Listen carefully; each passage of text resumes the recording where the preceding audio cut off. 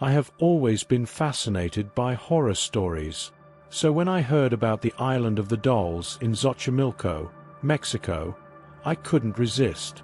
I packed my backpack and headed straight there, ready to discover the secrets of this place. The trip to the island was an adventure in itself. I took a flight to Mexico City and from there, a taxi to Xochimilco. The canals were beautiful, but there was something sinister in the air.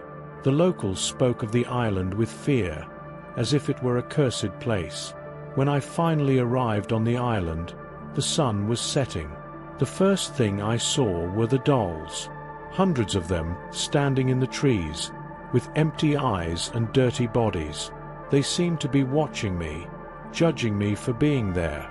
A shiver ran down my spine, but I was determined to explore. As soon as I stepped onto the island, I felt a weight in the air. It was as if the atmosphere shared dark stories and secrets. I walked slowly along the narrow path, surrounded by trees covered in dolls. The dolls were old, worn by time, with eyes that let me follow their every step. I began to explore, trying to ignore the feeling that I was being watched. The dolls were everywhere, perched on trees, attached to fences, and even partially buried in the ground. Some were missing parts, others were completely intact, but all wore an expression of sadness or fear. As night began to fall, I decided to camp near a small, abandoned cabin. I set up my tent and lit a fire. As I ate a quick snack, I heard a suggestion. It seemed to be coming from the trees, but when I looked, I saw nothing but the dolls. It must be the wind, I thought, trying to fool myself. Suddenly, a sharp noise cut through the silence. It was like the sound of a broken toy. I stood up quickly, shining my flashlight around the area. The shadows of the dolls danced in the trees, creating strange and frightening shapes. My heart raced, but I decided to follow the sound. I walked to the source of the noise and found a doll that was different from the others. She was in better condition, almost new, with large, worn eyes. She looked too real. When I got closer, I felt a deep chill. Something was completely wrong with this doll. The night was eerie, and the darkness seemed heavier on Doll Island. I tried to sleep in my tent, but the whispers continued. The dolls seemed alive, as if they were talking to each other about my presence. I woke up suddenly, with the feeling that someone was watching me. I left the tent with the flashlight in my hands.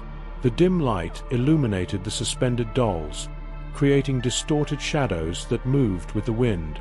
The high-pitched sound from before returned, but this time it was closer, almost next to me. Panic took over me. When I turned back, I saw a shadowy figure. It seemed to be a woman, with long black hair and dressed in white. Her eyes glowed in the darkness, and she stared at me intently. "Who are you?" I tried to ask, but my voice came out strained. She didn't answer, only looking at the doll I had found earlier. I slowly approached the doll. When I touched it, I felt a wave of coldness run through my body. The doll was colder than it should have been. Suddenly, the shadowy figure moved quickly, passing me like a gust of wind. I was paralyzed with fear. In the morning, I woke up near the cabin. I didn't remember how I got there, but I knew I had to find out more about this island. I went to the nearest town and started asking locals about the history of the Island of the Dolls.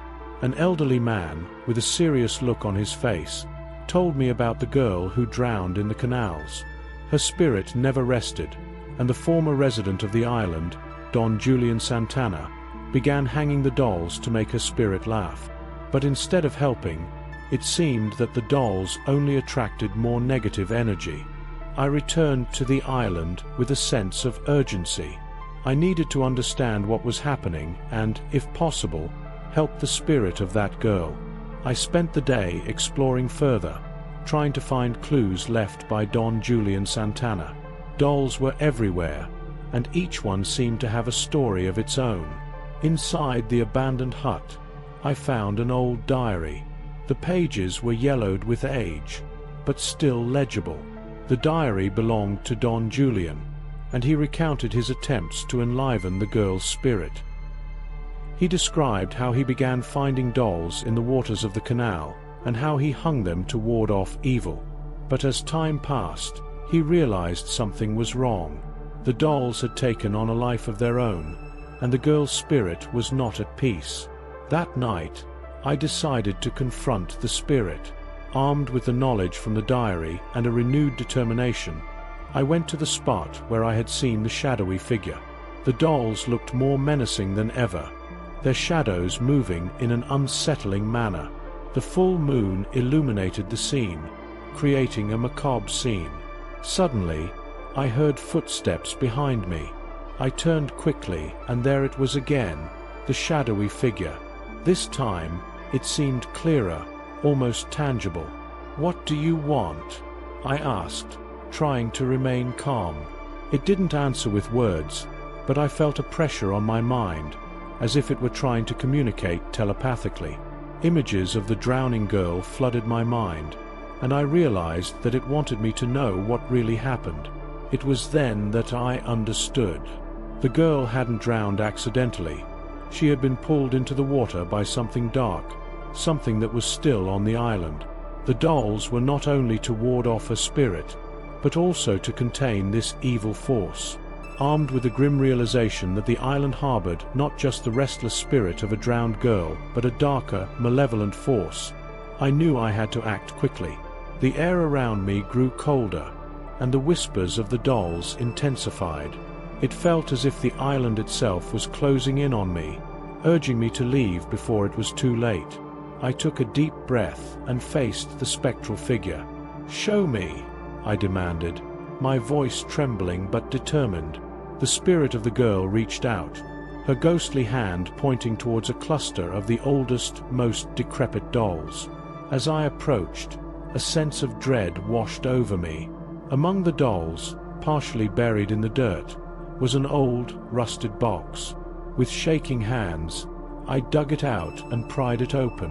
Inside, I found an assortment of trinkets and personal items, likely belonging to the girl. There was a locket, a small, water-damaged diary, and a photograph of a happy child. But beneath these, there was something else, a dark, pulsating object that radiated pure evil. It was as if the very essence of the malevolent force was contained within. The ground beneath me began to shake, and the air filled with an eerie, high-pitched wail. The doll's eyes glowed with an unnatural light, and I could feel the dark force growing stronger. I had to destroy the object, but I didn't know how. Desperation took over, and I decided to burn it. I grabbed the object and ran to my campfire, throwing it into the flames. As the object burned, the wailing intensified, and the island seemed to convulse.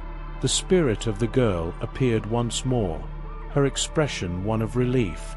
She whispered a soft, "Thank you," before fading away into the night.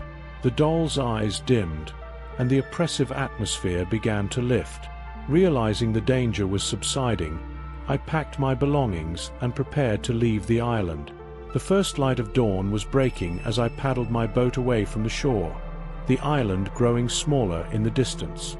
I felt a mixture of exhaustion and relief, knowing I had somehow survived the night.